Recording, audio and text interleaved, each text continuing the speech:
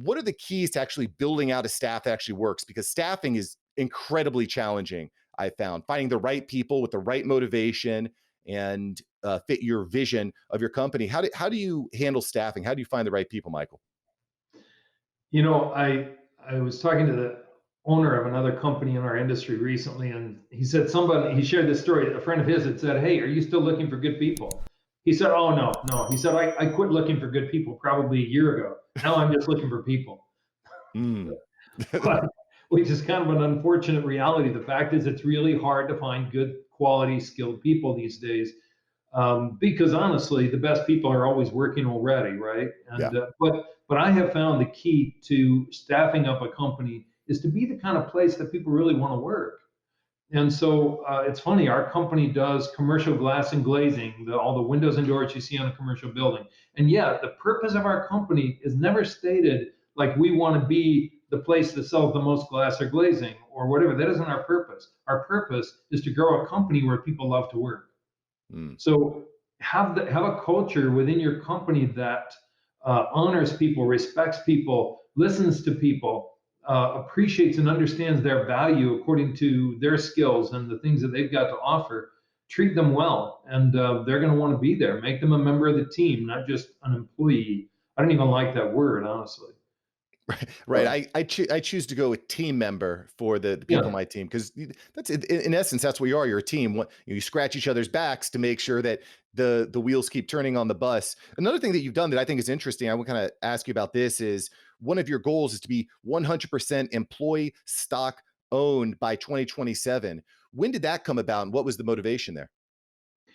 it's been a dream I've had for a long time. I remember first reading about this thing we call an ESOP, an employee stock ownership plan, long ago, and thinking, wow, I would love to do that because I have a team of people who built a company, right? We as entrepreneurs sometimes are guilty of saying, I built this company. I didn't build this company.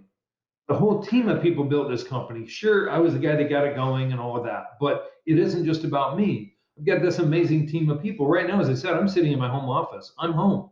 They're all down there at the office.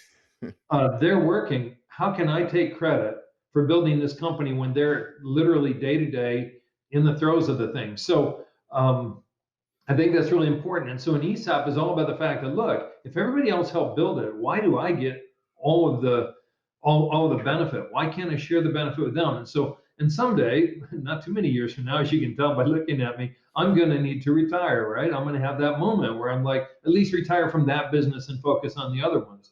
And that's just smart. That's just healthy transition. And so someday I'm going to need to figure out that succession plan. And so our objective has been to pass ownership of the company on to the people that help build it so that they too can get the reward from having been involved in helping to build this company for years, instead of just me. I just think that's an appropriate thing to do. And I think it honors them, their gift that they've given in time, and their When skills and so on.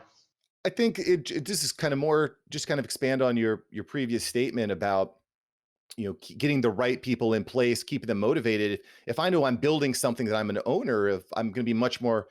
I feel like I'd be much more motivated, right? So you've got that kind of that intrinsic entrepreneurial um, aspect to the employee experience. I think so. I think it makes a lot of sense. It's not something a lot of companies do right now. Mhm. Not a lot of Mhm. companies do that. So perhaps that's one of the reasons why you're rated by Forbes as one of the 25 best small companies in America. Maybe I don't know. Maybe. Uh, so I want to It talk a has little bit something to more. do with it. I think that it does. I think Michael struck gold here. So it's something that everyone can kind of think about and take to the bank as you're growing out your small business. Find ways to get your team and get your employees and get your family involved. Thank you so much for watching. I'm glad you enjoyed this episode. I've got several other episodes right here for you. Smash one of these videos to make sure that you don't miss out on the tips, tools, and tactics of industry experts. Let's take that side hustle full time. Smash one of these links.